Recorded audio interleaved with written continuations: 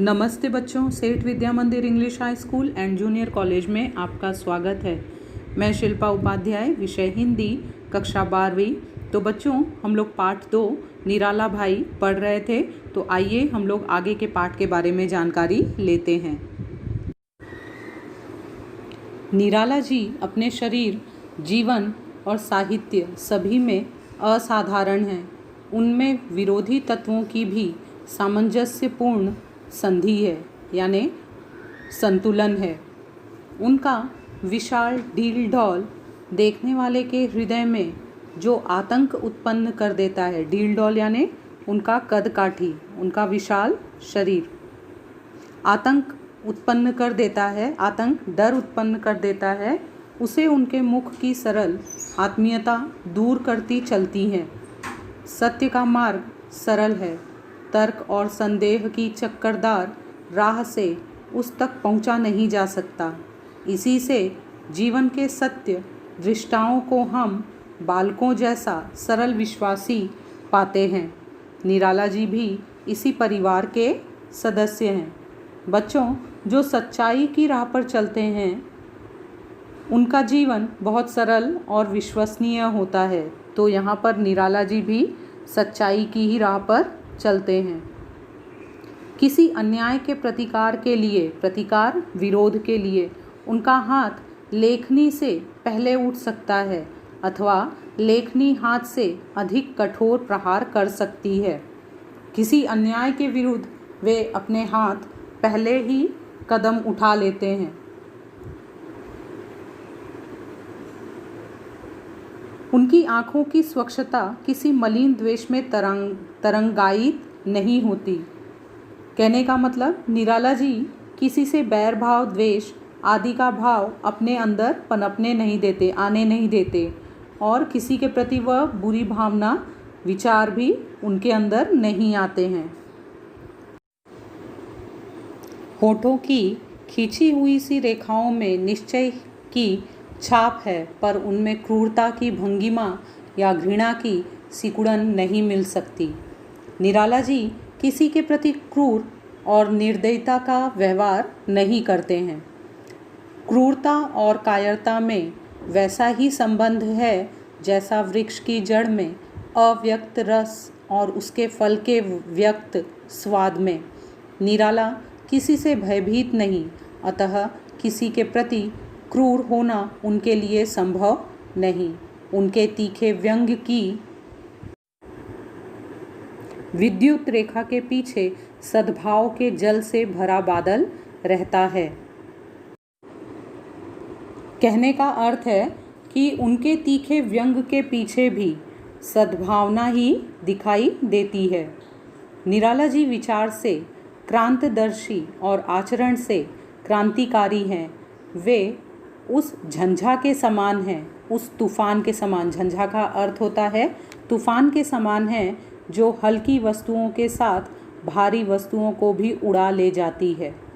उस मंद समीर जैसी नहीं, जो सुगंध ना मिले तो दुर्गंध का भार ही ढोता फिरता है। मंद समीर का अर्थ है बच्चों, जो धीरे से चलने वाली हवा होती है। मंद, धीरे धीरे चलने वाली हवा, जिसे वे उपयोगी नहीं मानते। उनके प्रति उनका किंचित मात्र, जरा सा भी, किंचित मात्र भी मोह नहीं। चाहे तोड़ने योग्य वस्तुओं के साथ रक्षा के योग्य वस्तुएं भी नष्ट हो जाएं। उनका विरोध द्वेषमूलक नहीं, पर चोट कठिन होती है। द्वेषमूलक यानी ईर्ष्या। इसके अतिरिक्त उनके संकल्प और कार्य के बीच में ऐसी प्रत्यक्ष कड़ियाँ नहीं रहती जो संकल्प के औचित्य और कर्म के सौंदर्य की व्याख्या कर सके। उन्हें समझने के लिए जिस मात्रा में बौद्धिकता चाहिए, उसी मात्रा में हृदय की संवेदनशीलता अपेक्षित है। ऐसा संतुलन सुलभ न होने के कारण उन्हें पूर्णता में समझने वाले बिरले ही मिलते हैं। यहाँ कहा गया है बच्चों कि द्वेषमूलक का अर्थ है ईर्ष्या, बौद्धिकता यानी समझदारी। निराला जी को समझने के लिए सिर्फ समझदारी ही नहीं, बल्कि संवेदनशील और उदार होना भी जरूरी है। जो व्यक्ति बुद्धिमान नहीं है, संवेदनशील नहीं है, ऐसे व्यक्ति निराला जी को नहीं समझ पाते हैं। ऐसे बिरले ही मिलते हैं। ऐसे दो व्यक्ति जब सब जगह मिल सकते हैं, जिनमें एक उनकी नम्र उदारता की प्रशंसा करते नहीं थकता और दूसरा उनके उद्धत व्यवहार की निंदा करते नहीं हारता। जो अपनी चोट के पार नहीं देख पाते, वे उनके निकट पहुंच ही नहीं सकते। यहाँ कहा है बच्चों कि निराला जी के बारे में एक प्रकार के व्यक्ति ऐसे हैं जो उनके नम्र उदार दया भाव की प्रशंसा करते ही थकते नहीं हैं और दूसरे प्रकार के व्यक्ति उनकी निंदा ही करते रहते हैं। जो व्यक्ति स्वार्थी है वह उन तक नहीं पहुंच पाता है। उनके व्यक्तित्व की पहचान ऐसे व्यक्ति को नहीं हो पाती है। उनके विद्रोह की असफलता प्रमाणित करने के लिए उनके चरित्र की उजली रेखाओं पर काली तूली फेरकर प्रतिशोध लेते रहते हैं। यहाँ दिया गया है बच्चों, काली तूली फेरकर प्रतिशोध लेते रहते हैं। निराला जी की बुराई करके बदला लेते रहते हैं। निराला जी के संबंध में फैली हुई भ्रांत किंवदंतियाँ इस निम्न वृत्ति से संबंध रखती हैं। निराला जी के बारे में जो भी किंवदंतियाँ हैं, बताई गई हैं, गलत बातें या अफवाह फैलाई गई हैं, इस निम्न स्वार्थ वृत्ति के व्यवहार के कारण ही हैं। मनुष्य जाति की नासमझी का इतिहास क्रूर और लंबा है। प्रायः सभी युगों में मनुष्य ने अपने में श्रेष्ठता पर समझ में आने वाले व्यक्ति को छांटकर कभी उसे विष जहर देकर, कभी सूली पर चढ़ाकर, उसे लटकाकर, फंदे पर चढ़ाकर और कभी गोली का लक्ष्य बनाकर अपनी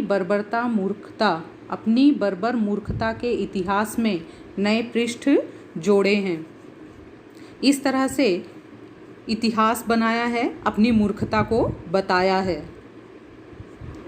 प्रकृति और चेतना ने न जाने कितने निष्फल प्रयोगों के उपरांत ऐसे मनुष्य का सृजन कर पाती है जो अपनी सृष्टाओं से श्रेष्ठ हो, पर उसके सजातीय ऐसे अद्भुत सृजन को नष्ट करने के लिए इससे बड़ा कारण खोजने की भी आवश्यकता नहीं समझते हैं। सृष्टाओं का मतलब है बच्चों निर्माता। यहाँ आया है मनुष्य का सृजन कर पाती हैं। ऐसे मनुष्य का सृजन कर पाती हैं। कैसे मनुष्य का? निराला जैसे। यहाँ निराला जी के लिए यह कहा गया है कि वह उनकी समझ के परे है अथवा उसका सत्य इनकी भ्रांतियों से मेल नहीं खाता। भ्रांतियों का अर्थ है बच्चों भ्रम। निराला जी ने अपने युग की विशिष्ट प्रतिभा है, अतः उन्हें अपने युग का अभिशाप झेलना पड़े तो आश्चर्य नहीं। उनके जीवन के चारों ओर परिवार का वह लौहसार घेरा नहीं है। लौहसार का अर्थ है बच्चों लोहे का कटघरा, जो व्यक्तिगत विशेषताओं पर चोट भी करता है और बाहर की चोटों के लिए ढाल भी बन जाता है। उनके निकट माता, बहन, भाई आदि के कोपल उनके लिए पत्नी वियोग के पतझड़ बन गए हैं। आर्थिक कारणों ने उन्हें अपनी मातृहीन संतान के प्रति कर्तव्य निर्वाह की सुविधा भी नहीं दी। मातृहीन बिना माँ के पुत्री के अंतिम क्षणों में वे निरुपाय दर्शक रहे। निरुपाय का अर्थ होता है बच्चों कोई उपाय न कर पाना, और पुत्र को उचित शिक्षा से वंचित रखने के कारण उसकी उपेक्षा के पात्र बने। इसका अर्थ है बच्चों जब उनकी बेटी मौत से जूझ रही थी तब वे असहाय दर्शक बने रहे, कुछ मदद नहीं कर सके, खड़े रहे। अपने बेटे को उचित शिक्षा भी वे नहीं दे पाए क्योंकि पैसों की उनके पास तंगी थी। उन्होंने अपने लिए कभी रुपए पैसे जमा किए ही नहीं थे। वे दूसरों की सहायता और मदद में अपने रुपए पैसों को लगा देते थे। इसलिए इन बातों का प्रभाव उनके परिवार पर भी हमें देखने को मिलता है। उनके परिवार का जीवन गरीबी में बीतता है।